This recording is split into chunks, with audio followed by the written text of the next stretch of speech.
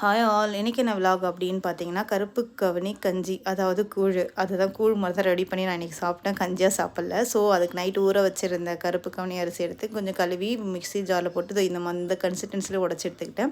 அது கூட நல்லா தண்ணி இட்டுக்கிட்டேங்க, ஒரு கொஞ்சம் அதிகமாகவே தண்ணி எடுத்துக்கிட்டேன், முழுகிறதுக்கு மேலே தண்ணி. ஏன்னா விசில் வரணும், ஒரு 8 விசிலாவது வரணும்.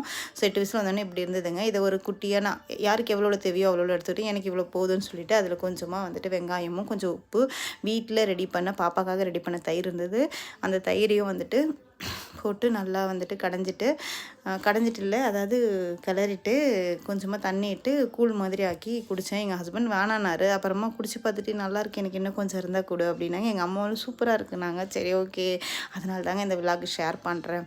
ஆனால் ரொம்ப ஹெல்த்தின்னு நினைக்கிறேன். இது பெனிஃபிட்லாம் எனக்கு தெரியாது, ஆனால் நல்லா ஹெல்த்து இது அப்படின்னு சொல்லுவாங்க.